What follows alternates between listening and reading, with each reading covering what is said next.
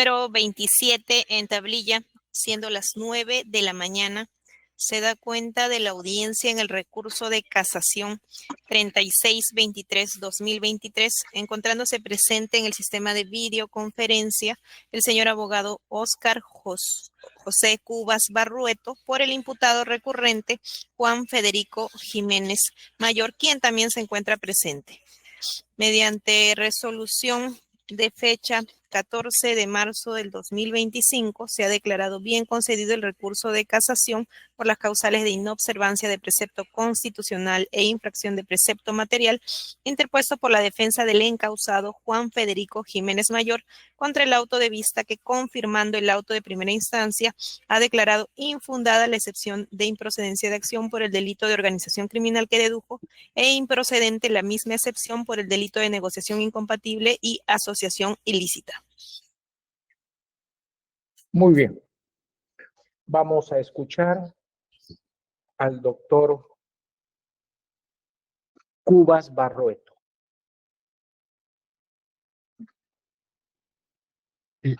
Señor magistrado, muy buenos días. ¿Me permitiría poder compartir un PPT? A ver, correcto.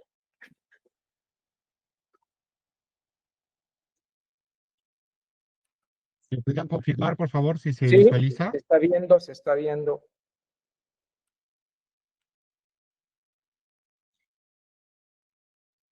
Bien. Muchísimas gracias. Con la venia de los señores magistrados. A ver, un segundo.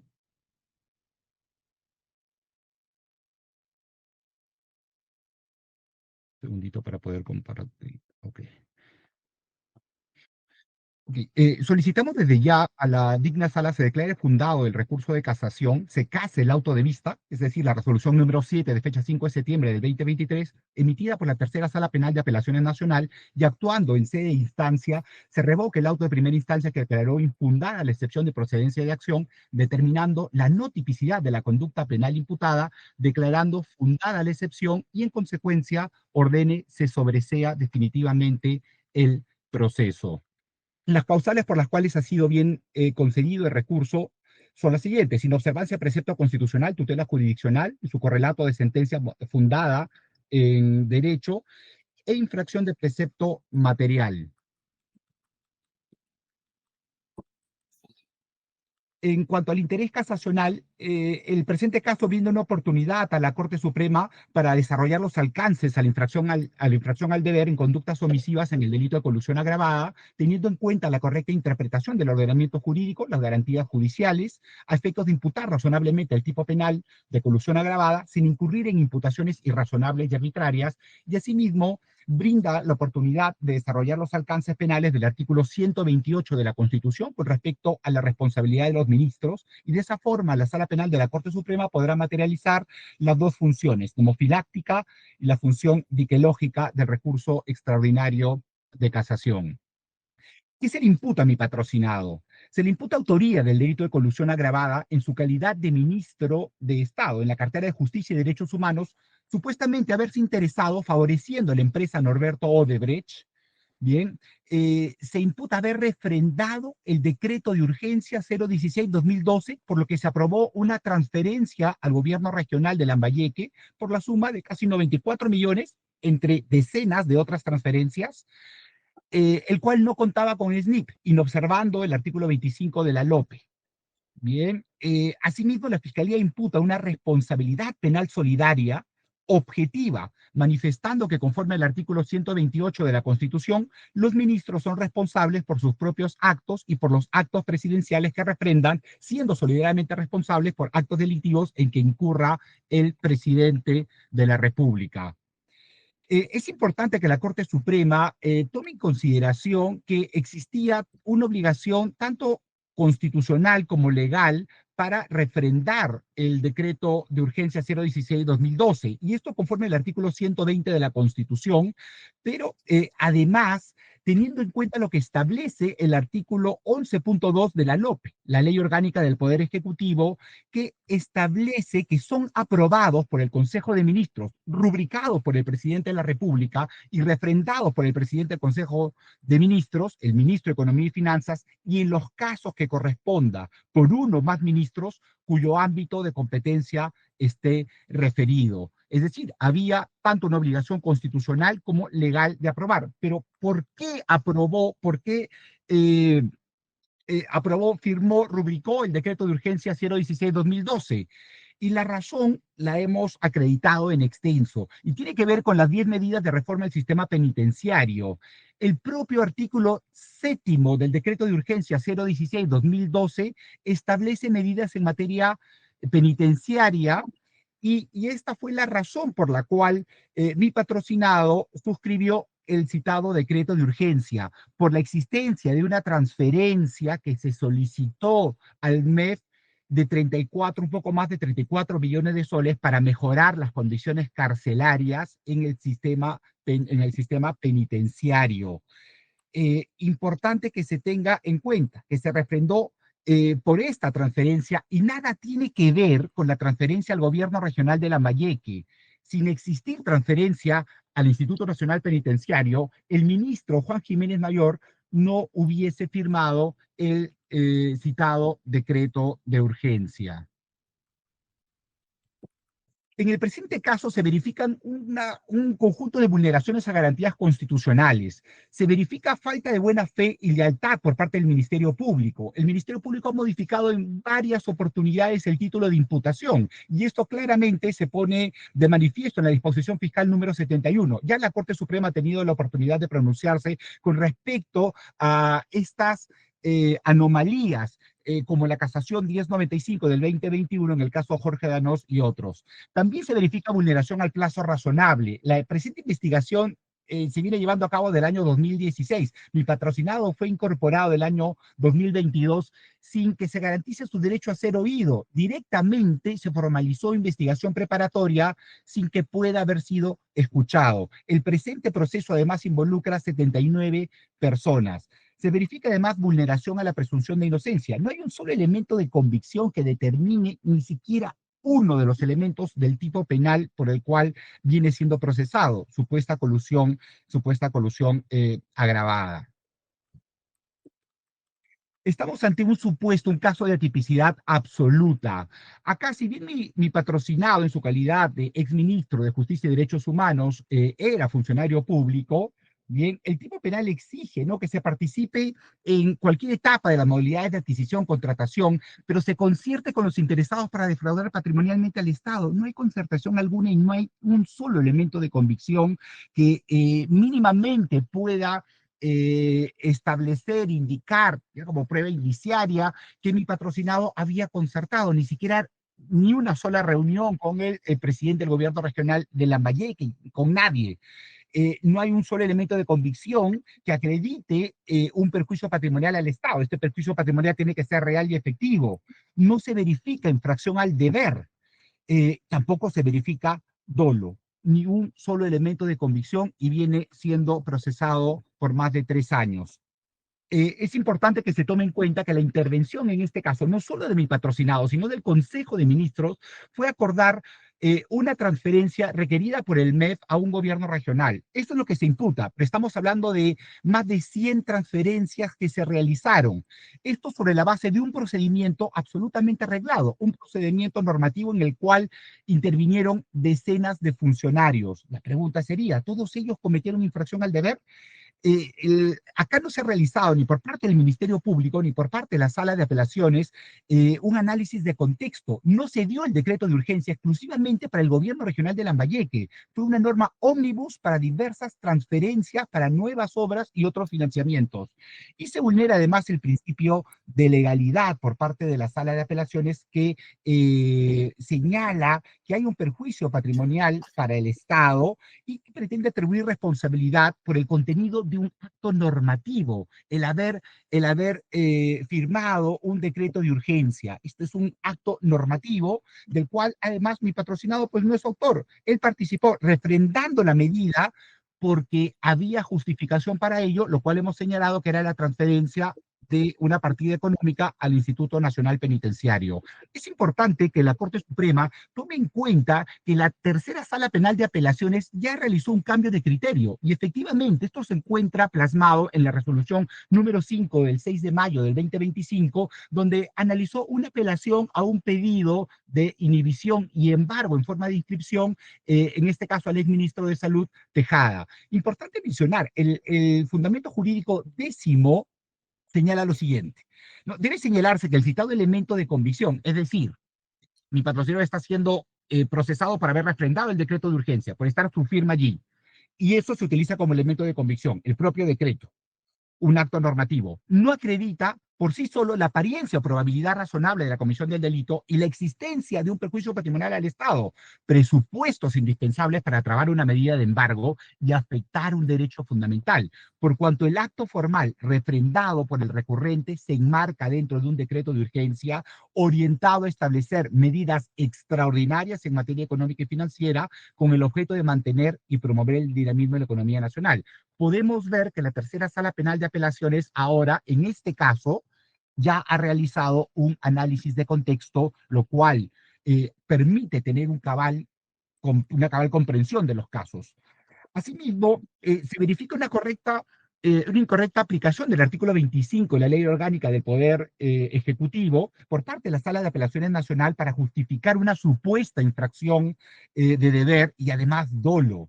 Bien, señala la sala que los ministros deben observar las normas que orientan, formulan, dirigen, coordinan, determinan y ejecutan, supervisan y evalúan las políticas nacionales y sectoriales a su cargo, que tiene que ver con el gobierno regional de Lambayeque, y asume responsabilidad inherente a dicha gestión en el marco de la política general del gobierno. Ahora, pero asimismo es importante este aspecto. La decisión de transferencia de recursos presupuestarios no es una política, constituye un acto de administración en el marco de la ejecución de obligaciones de un contrato administrativo de concesión, sujeto a reglas jurídicas específicas sobre el cumplimiento contractual, pagos, adendas y control financiero.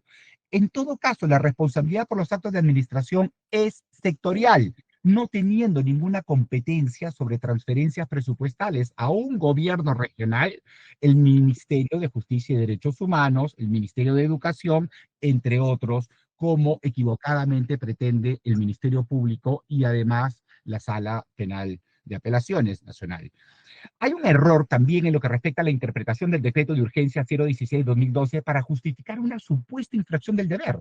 No, la imputación de que se habría violado una norma habilitante del mismo decreto es totalmente errónea. La regla sobre la aprobación del SNIP no aplicaba concesiones como el proyecto Olmos, que no constituía un nuevo proyecto de inversión pública. La limitante que estableció el propio SNIP en el artículo 3.2 se refiere, y a la que se refiere la Fiscalía y la Sala, se aplicaba para proyectos nuevos de obra pública, pero además de no más de 15 millones de soles. Y eso no aplica para Olmos, que era una concesión adjudicada el año 2004 y cuyo costo superaba en extenso los 15 millones de soles. Estos son dos supuestos absolutamente distintos. Se verifica además inexistencia de responsabilidad penal solidaria con el presidente, ¿no? Se ha invocado el artículo 128 de la Constitución para atribuir responsabilidad penal. Esto carece de sustento jurídico. En el derecho penal no existe la figura de solidaridad penal objetiva, ni una pena para la responsabilidad política prevista en dicha norma. La responsabilidad penal es individual y además está proscrita toda forma de responsabilidad objetiva, esto por el artículo 7º del título preliminar del Código Penal. Ahora, asimismo es importante que la Fiscalía está investigando en el supuesto alegado que encontrase algún tipo de anomalías en lo que respecta a la transferencia, el pago a la empresa Odebrecht por parte del proyecto Olmos. Eso es absolutamente ajeno a mi patrocinado y en todo caso operaría el principio de confianza, el cual se aplica en el contexto de la función ministerial y opera como un límite constitucional frente a imputaciones penales excesivas fundadas en responsabilidades objetivas. Y esto más aún, ¿no? Carente de prueba directa vinculación con el ámbito competencial normativo.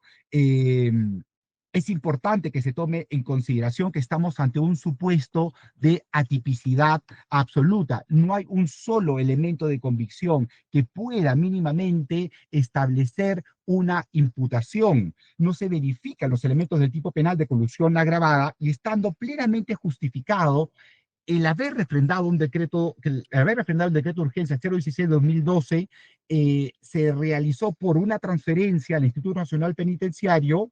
Bien, la excepción de improcedencia de acción debe ser declarada Muy bien. fundada por de la Acabó sala. su tiempo, señor abogado. Muy bien. ¿Qué nos Muchas pide gracias, usted señor entonces? magistrado.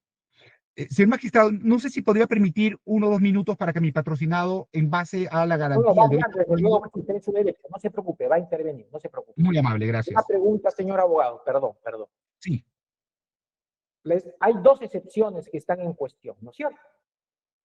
Prescripción y otra de improcedencia de acción. ¿Qué me dice la prescripción? No sé. señor magistrado, sí, solamente quedó la excepción de improcedencia de acción porque el Ministerio Público señalamos que hubo un cambio del título de imputación. Entonces, cuando se formalizó investigación preparatoria, por delito de negociación incompatible o colusión agravada, el delito de organización criminal, A ver, delito de organización criminal, si estoy mal, a ver, información, a ver. La disposición 22, la primera, de 2 de marzo de 2020, no comprendió al señor Jiménez Mayor. No. Para nada. No. Muy bien. Y allí solamente se incluyó colusión agravada, cohecho pasivo y lavado de activos indiferenciadamente. La 55 de 20 de octubre de 2021, recién ahí amplió contra el señor Federico Jiménez Mayor y hizo mención, no sé por qué, a 3 delitos. Colusión, negociación incompatible, los dos no son compatibles los dos, y luego organización criminal. Y la disposición 71, la última del 6 de octubre, precisó y solamente se refirió a colusión agravada. ¿Correcto?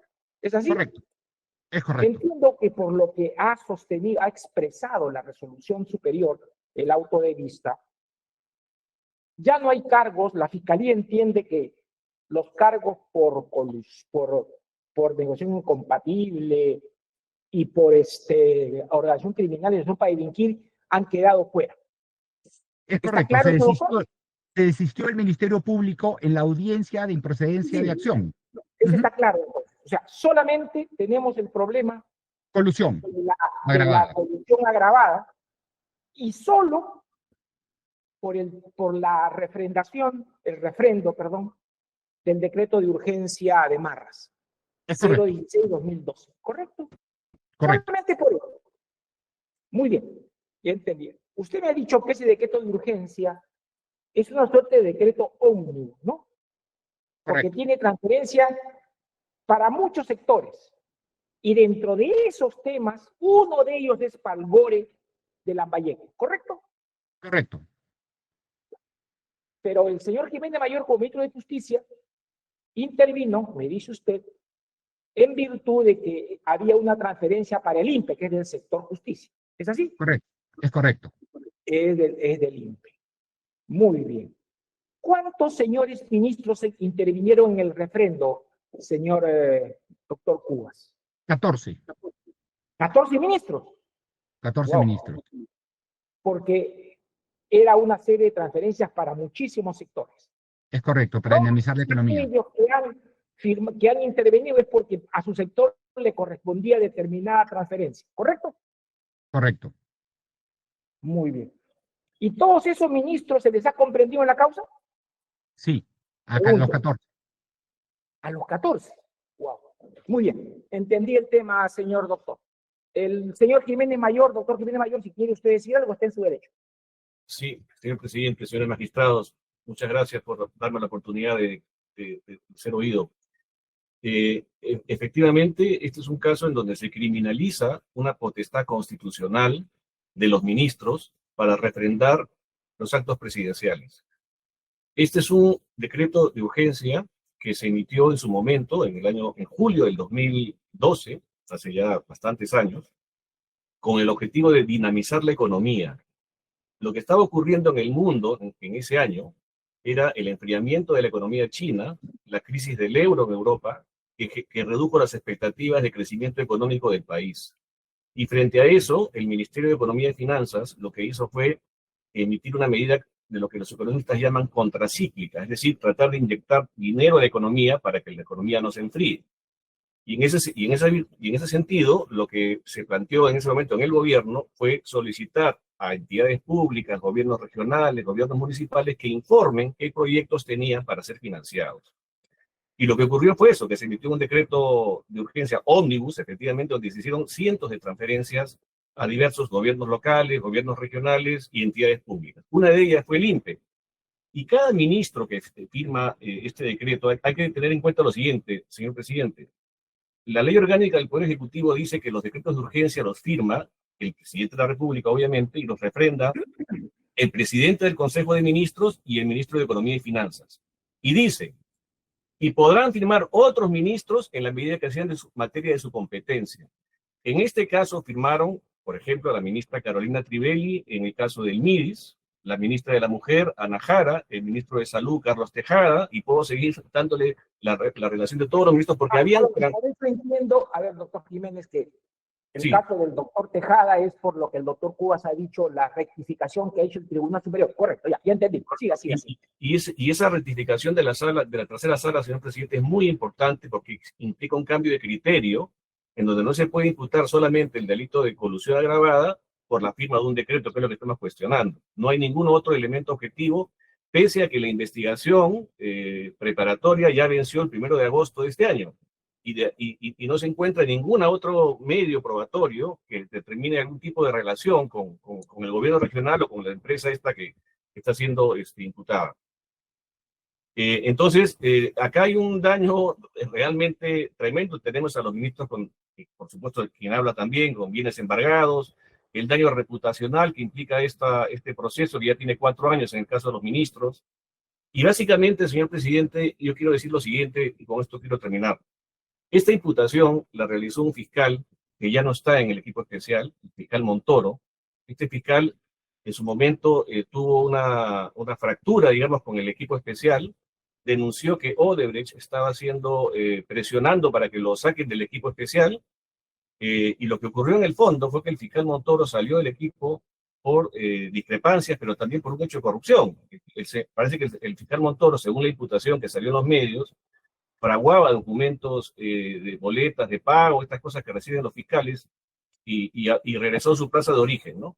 Y entonces él, para justificar este lío que tenía internamente, metió a 14 ministros y por supuesto hizo conferencias de prensa, fue a medios de comunicación a decir que inclusive iba a pedir la detención de los ministros de Estado, de personajes de alto vuelo, decía en su momento. Y básicamente lo que estaba planteando es un daño, que es lo que están pasando hoy día en el Perú, ¿no? O sea, lamentablemente este problema político que tenemos en el Perú, que busca instrumentalizar también a la justicia, y entiendo que ustedes están en una tarea muy importante, es lo que tenemos que detener, ¿no? Y por eso la crisis política, la inestabilidad que tenemos en el país. Y una cuestión importante, aquí se está tratando de hacer las cosas bien. En su momento, este proceso, digamos, ha tenido una serie de hechos muy cuestionables. Hay más de 70 personas. Esa estrategia de la Fiscalía de meter tanta gente, meter tantos testigos, enredar los procesos, genera mucho daño a las personas, y es lo que quisiera yo también que ustedes tengan en cuenta para efectos de que puedan valorar lo que ocurre, ¿no? Hay ministros que han tenido que renunciar a posibilidades laborales precisamente por un proceso como estos, que lamentablemente genera un daño que es necesario también ponderar. Muy bien, muchas gracias. A ustedes, señor presidente. Tratándose de un auto, la causa queda al voto. No, perdón. Es un recurso de casación. No. Hay que fijar fecha para la lectura de la resolución. El 17 de octubre, la próxima semana, próximo viernes, Dios mediante, vamos a dictar la sentencia de casación a las 8:30. 8:30. La audiencia ha concluido. Muchas gracias.